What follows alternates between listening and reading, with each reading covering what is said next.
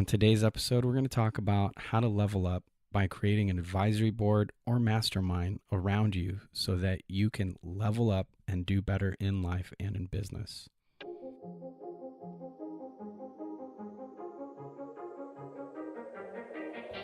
Welcome to Thriving Launch with Luis Congdon and Kamala Chambers, the show for heart-centered entrepreneurs who want it all. Maybe you can relate to this. When I was a full-time coach, I found that I had to keep repeating the same things to people over and over and over again. And it got to be kind of draining, and I wasn't really enjoying what I was doing anymore. So what I decided to do was record the things that I had to tell clients over and over and over again. And then I packaged those recordings together and sold them as an online course. If you're interested in creating and selling your own online course, head over to thrivinglaunch.com and I have a free training for you on how to create and make passive income through your own online course.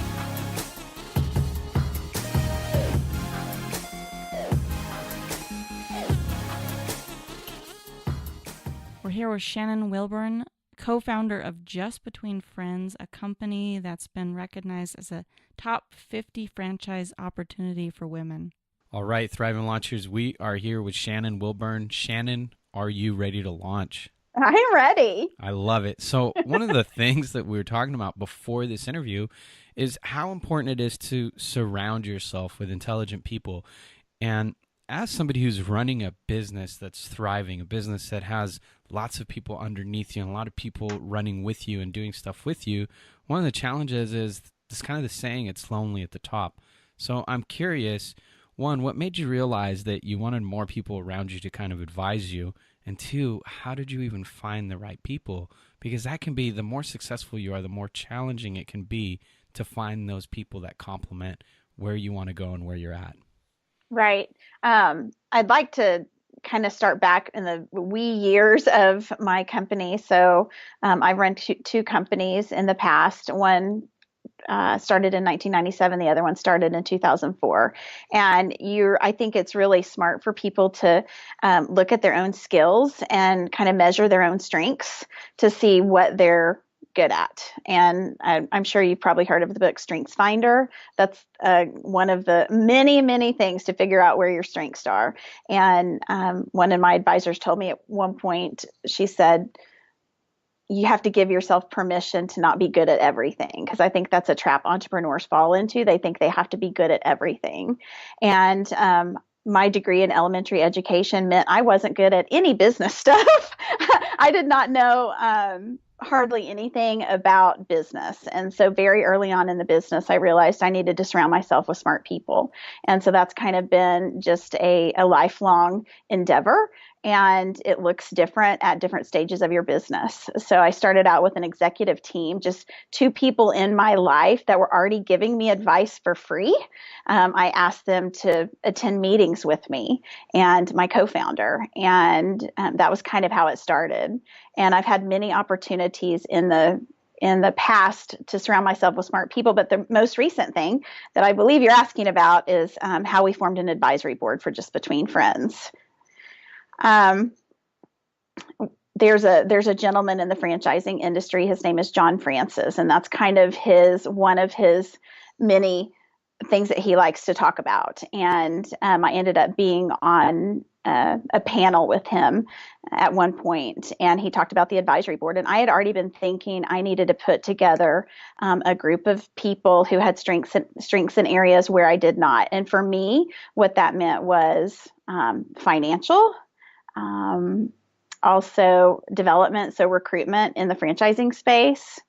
And then I knew I needed someone good in technology and then someone good in strategy. So those were kind of the four people that I was looking for. And so I started with people that were already in my sphere of influence on LinkedIn, people I had met at conferences, people that I went to church with, just people that I've had in my past, and said, do you know anyone good, someone that I could reach out to in regards to technology or whatever the need was. So that's kind of how I did it. And I I would read their bios on LinkedIn, and then I would reach out to them and kind of interview them and kind of tell them about my company and what our needs are and would they be interested in being an advisor. So that's kind of how we started. So you kind of find the people that have the specialty, the strength, wherever you may have the weakness, and then you reach out and kind of start interviewing those people Mm-hmm. as and you pay them as consults, or they become more like peer coaches where you support them and they support you. So it can work either way, and we had done the free thing for 14 years, and while that's great, I get lots of wonderful, fabulous free advice because people love to give advice. I'm one of them. And but this particular one was going to be where they received a fee because it was going to be on a consistent basis. So kind of the way we set ours up is that we have quarterly meetings, and the quarterly meetings are 2 to 3 hours. They're not long. But I'm in charge, my team is in charge of getting them updates a week prior. So we don't want to waste their time, but we need them to come prepared. So we have to kind of get them updated on 3 months worth of what's gone on in our corporate um, team for the last 3 months. And so we kind of write all that up and send them 6 to 10 pages worth of information that they need to read before the meeting. And then we put an agenda together and we talk about, past business and get them caught up on where we are, let them ask questions on what we've put together. And then we tackle the big things that I want to talk about, because if you only have 2 or 3 hours, it doesn't give you a lot of time. So those are the quarterly meetings. But then kind of what I worked out with each of my advisory board members is that I have the ability to call them anytime I want. And I'm not paying for that. So if something comes up between quarterly meetings, I can pick up the phone and say, hey, do you have 30 minutes or do you have an hour? If it's something where I really need timely advice, and if I'm going through a challenge or something like that. And I'm telling you what, in the last year, it took me probably, I wanted to do it for about 2 years. And then it took me several months to decide that I was going to do it and actually find the money in the budget to be able to implement it. And then it probably took another 6 months to find the people that I wanted to find. So it was definitely a process. So if someone is thinking about it, I think it's great to really start thinking about it and allocate funds towards that. So here's one of my questions, and Sure. I think it's brilliant to surround yourself with people who can support you, educate you, listen to you, and be available to you. It's critical in life. There was even a study done. It was something about 10 years ago, but it was an interesting study, not very big, where they took. I just want to say as a caveat, it wasn't huge, so we can't put a lot of stock in it, but I found Yeah. value in reading it.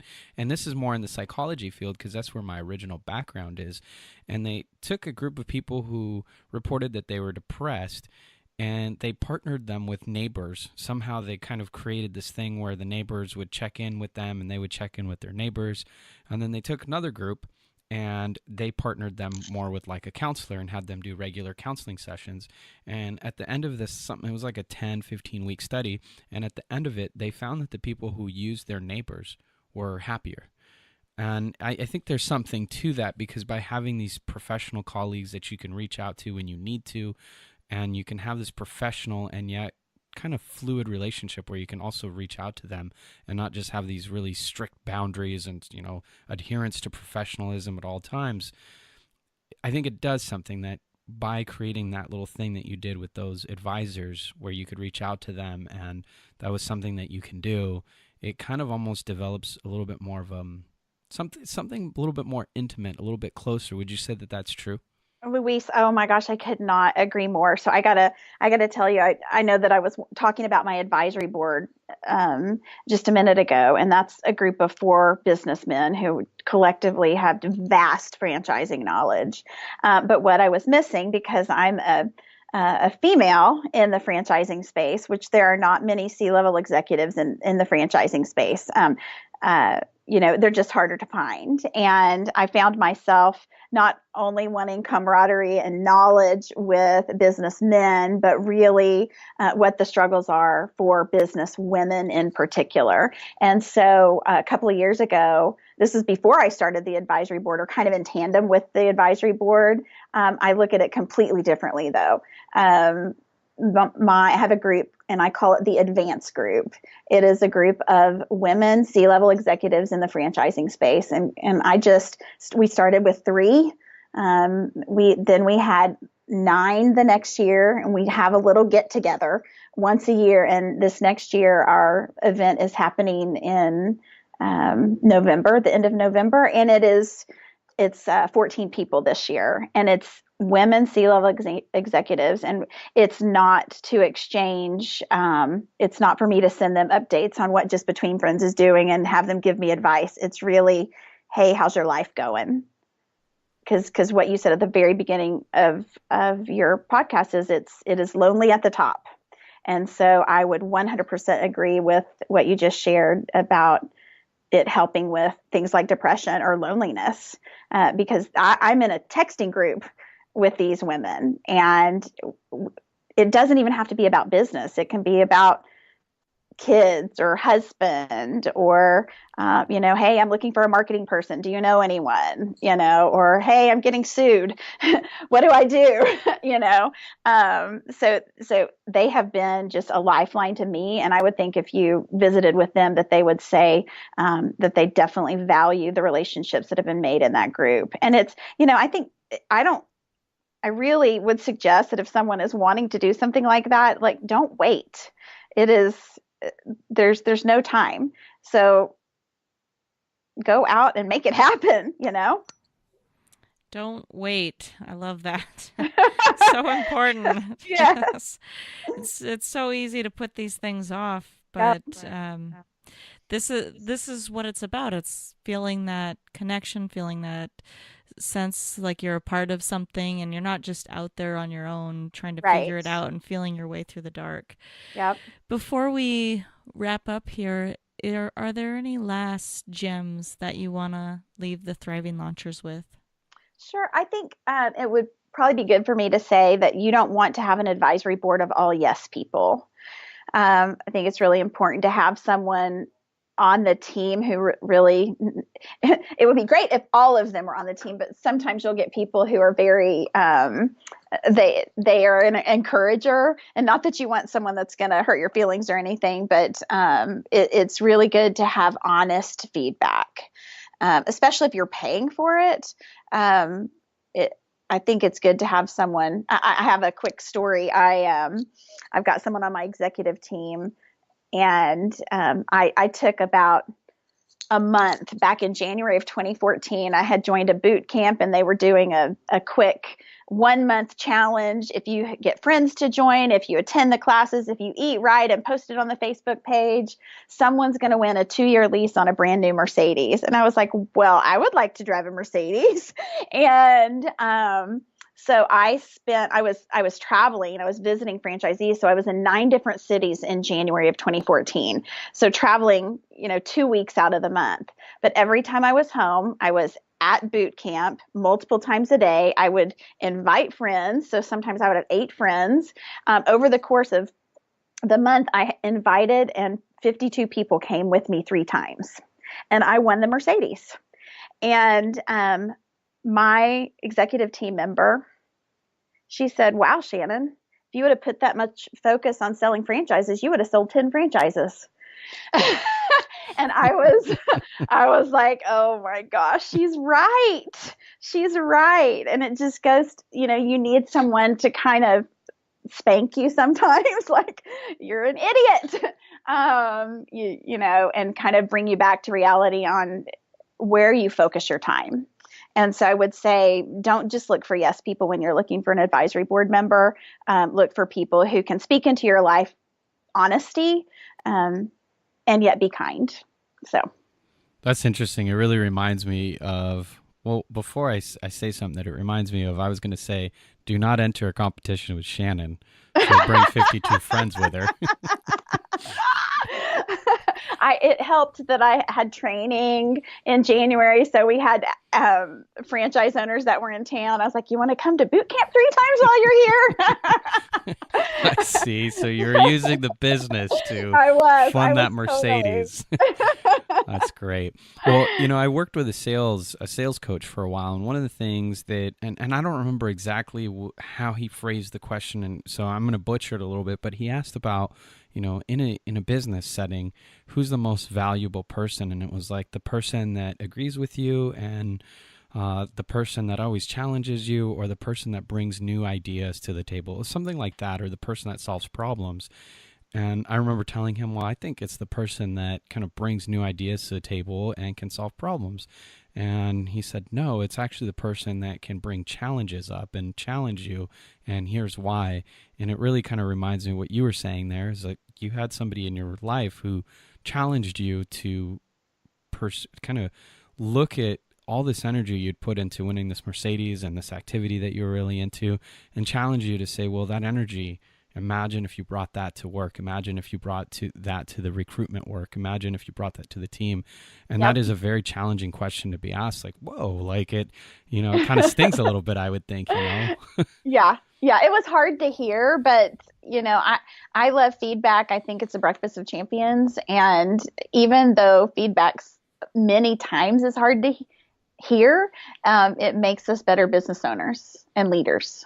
That's great. I want to end with that note, Thrive and Launchers, and I want to encourage you to find somebody in your life to sit down with at some point today or tomorrow, or try to do it this week. But I want to challenge you to do it sooner than later. So I really want to put the timeline. Do this today. Go out, find somebody in your life that you think is really successful or has insight into what you're up to and your goals, and ask them, what do you think I could improve on? What do you think I'm doing that maybe is holding me back from getting my goals accomplished? And I'm sure they're going to give you some sort of challenge in that response. And I want to set you up to have those responses so that you can set the people up in your life to really support you and be the kinds of supports, because you train people around you to teach you and be the kinds of people that you want in your life. So go ask them this kind of challenging question and write us at Thrive and Launch and let us know what kind of responses you get, and go out there and be challenged. And until then, we'll see you on the next episode, and keep thriving, y'all. You've been listening to the Thriving Launch podcast. For books and resources related to today's episode, make sure to head over to thrivinglaunch.com. We'll see you there.